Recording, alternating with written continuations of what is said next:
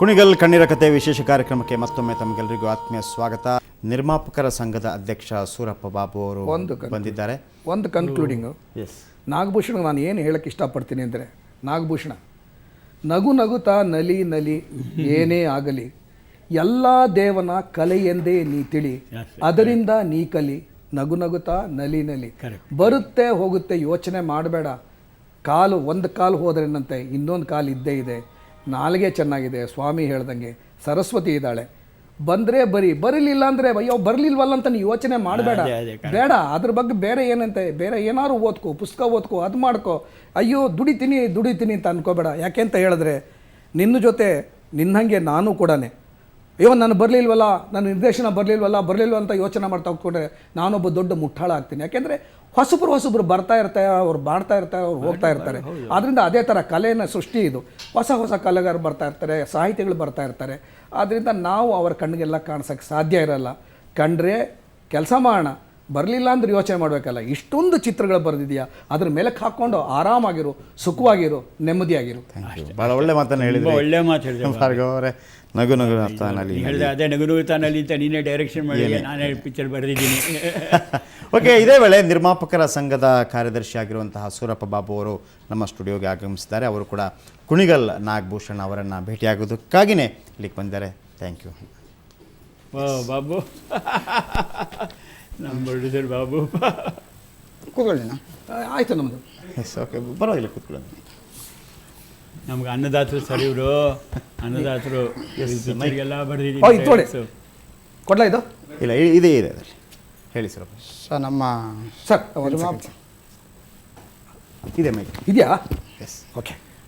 ನಮ್ಮ ನಿರ್ಮಾಪಕರ ಸಂಘದಿಂದ ನಮ್ಮ ಅಧ್ಯಕ್ಷರು ಸಡನ್ನಾಗಿ ಬೆಳಗ್ಗೆ ತಮ್ಮ ಒಂದು ಚಾನಲಲ್ಲಿ ನಮ್ಮ ಕುಣಿಗಲ್ ನಾಗಭೂಷಣ್ ಅವರ ಒಂದು ಇದನ್ನು ನೋಡಿ ನಮ್ಮ ಸಂಘದಿಂದ ಒಂದು 25,000 ರೂಪಾಯಿ ಒಂದು ಸಹಾಯನ ಮಾಡಿದ್ದಾರೆ. ಅವು ಇದನ್ನು ನಮ್ಮ ಪದಾಧಿಕಾರಿಗಳಿಗೆ ಯಾರಿಗೂ ಇನ್ನೂ ತಿಳಿಸಿಲ್ಲ. ಆದರೆ ಈ ಒಂದು ವ್ಯಕ್ತಿನ ನೋಡಿ ಚಿತ್ರರಂಗಕ್ಕೋಸ್ಕರ ಸುಮಾರು ಒಂದು 300-400 ಸಿನಿಮಾ ಸಂಭಾಷಣೆ ಬರೆದಿದ್ದಾರೆ. ಚಿತ್ರರಂಗದಲ್ಲಿ 40-50 ವರ್ಷದಿಂದ ಸೇವೆ ಮಾಡಿದ್ದಾರೆ. ಆ ಒಂದು ದೃಷ್ಟಿನಲ್ಲಿ ನಮ್ಮ ಅಧ್ಯಕ್ಷರು ಅವರೇ ಏಕಾಏಕಿ ನಿರ್ಧಾರ ತೊಗೊಂಡು ಇದನ್ನು ಕೊಟ್ಟು ಕಳಿಸಿದ್ದಾರೆ.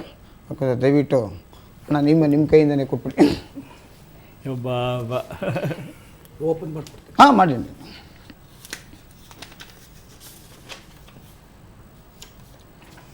ಏನಪ್ಪ ತೋರಿಸ್ಬನ್ನಿ. Thank you Surappa.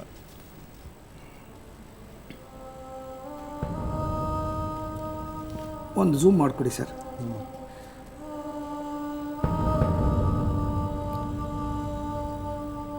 ಟಿಲ್ಟ್ ಮಾಡಬೇಕಾ?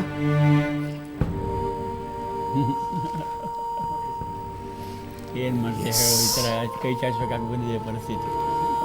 ನೀ ಹೇಳ್ದಂಗೆ ಅವಾಗ ದುಡ್ಡು ಮಾಡೋಕ್ಕಾಗಲಿಲ್ಲ, ಎಲ್ಲ ಗೊತ್ತು ಅನ್ನದಾತರಿಗೆ. ಇವತ್ತು ಪಿಕ್ಚರ್ಗೂ ಕೂಡ ನಾವು ಬರೆದಿದ್ದೀವಿ ಡೈಲಾಗ್ಸ್ಗಳೆಲ್ಲ. ಓಕೆ ವೀಕ್ಷಕರೇ, ಇದು ಕುಣಿಗಲ್ ನಾಗಭೂಷಣ್ ಅವರನ್ನು ಸುವರ್ಣ ನ್ಯೂಸ್ ನೋಡಿದಾಗ ಅವರು ಹೇಗಿದ್ದರು ಅನ್ನುವಂಥದ್ದು. ನಂತರ ನಾವು ಸ್ಟುಡಿಯೋ ಕರ್ಕೊಂಬಂದ್ವಿ, ಅವರ ಸಮಕಾಲೀನ ಕೆಲವರ ಜೊತೆ ಮಾತಾಡಿಸಿದ್ವಿ. ಹಾಗೆಯೇ ನಾವು ಕೂಡ ನಿಮಗೆ ಅವರ ಫೋನ್ ನಂಬರನ್ನು ಕೊಟ್ಟಿದ್ದೀವಿ. ನೀವು ಕೂಡ ನಾಳೆ ನಾಡಿದ್ದು ಯಾವತ್ತಾದರೂ ಸಮಯ ಸಿಕ್ಕಾಗ ಅವ್ರ ಜೊತೆ ಮಾತಾಡಿ. ಅವ್ರಿಗೂ ಕೂಡ ಒಂದು ಹಿರಿಜೀವಕ್ಕೆ ಸಾಂತ್ವನ ಸಿಕ್ಕಾಗ. ಹಾಗೆಯೇ ನಿರ್ಮಾಪಕರ ಸಂಘದಿಂದ ಕೂಡ ಸೂರಪ್ಪ ಬಾಬು ಅವರು ಬಂದು ಒಂದು ಕಾಣಿಕೆಯನ್ನು ನೀಡಿದ್ದಾರೆ. ಸೊ ಹಾಗೆಯೇ ಇನ್ನೂ ಕೂಡ ಕೆಲವು ಕಥೆಗಳು, ಕೆಲವು ಸಂಭಾಷಣೆಗಳು ಅವರ ಲೇಖನಿಯಿಂದ ಮೂಡಿಬರಲಿ. SLN ಶಾಸ್ತ್ರಿ ಅವರು, ಸ್ವಾಮಿಯವರು ಒಂದು ಮಾತನ್ನು ಹೇಳ್ತಾಯಿದ್ರು. ಏನಂತಂದರೆ, ಕೆಲವು ವಿಧಿ ನಿಯಮ ಏನು ಮಾಡೋಕ್ಕಾಗಲ್ಲ. ಆದರೆ ಸರಸ್ವತಿಯನ್ನು ನೆಚ್ಕೊಂಡಂಥವರು ಕುಣಿಗಲ್ ನಾಗಭೂಷಣ್ ಅವರು. ಕಾಲು ಹೋಗಿದೆ, ಏನು ಮಾಡೋಕ್ಕಾಗಲ್ಲ. ಆದರೆ ಪೆನ್ ಹಿಡಿಯೋದಕ್ಕೆ ಕೈ ಹಾಗೂ ಬುದ್ಧಿಯನ್ನು ದೇವರು ಇನ್ನೂ ಕೂಡ ಕೊಟ್ಟಿದ್ದಾನೆ ಅನ್ನುವಂಥದ್ದು. ಹಾಗಾಗಿ ಕುಣಿಗಲ್ ನಾಗಭೂಷಣ್ 250 ಚಿತ್ರಗಳು, ಸಾಕಷ್ಟು ಚಿತ್ರಗಳಲ್ಲಿ ನಟನೆ.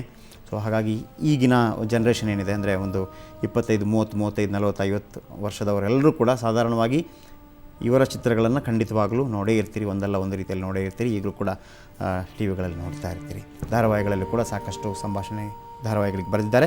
ಇನ್ನೂ ಕೂಡ ಅಂಥದ್ದೇ ಕೆಲವು ಉತ್ತಮವಾದಂಥ ಸಂಭಾಷಣೆಗಳು ಅವರ ಲೇಖನಿಯಿಂದ ಹೊರಹೊಮ್ಮಲಿ. ಅವರ ಆರೋಗ್ಯ ಉತ್ತಮವಾಗಿರಲಿ, ಆರೋಗ್ಯದ ಬಗ್ಗೆ ಅವರು ಗಮನ ಹರಿಸಲಿ. 23 ಗಂಟೆ ಕೆಲಸ ಮಾಡ್ತಾ ಇದ್ದಂಥ ವ್ಯಕ್ತಿತ್ವ ಅವರದು. ಆ ಕಾರಣಕ್ಕಾಗಿ ಕನ್ನಡ ಚಿತ್ರರಂಗಕ್ಕೂ ಸಾಕಷ್ಟು ಸೇವೆಯಾಗಿದೆ ಅವರಿಂದಾಗಿ. ಈ ಸಂದರ್ಭದಲ್ಲಿ ಸುವರ್ಣ ನ್ಯೂಸ್ ಅವರನ್ನು ನಿಮಗೆಲ್ಲರಿಗೂ ಮತ್ತೊಮ್ಮೆ ಪರಿಚಯಿಸಿ ಅದನ್ನು ನೆನಪಿಸುವಂಥ ಕಾರ್ಯವನ್ನು ಮಾಡಿದೆ. ಸೊ ನೀವು ಕೂಡ ಮತ್ತೆ ಅವರಿಗೆ ಫೋನ್ ಮಾಡಿ ಅವ್ರ ಜೊತೆ ಮಾತಾಡ್ಬೋದು. ಇದು ಈ ಹೊತ್ತಿನ ವಿಶೇಷ ಕುಣಿಗಲ್ ಕಣ್ಣೀರ ಕಥೆ.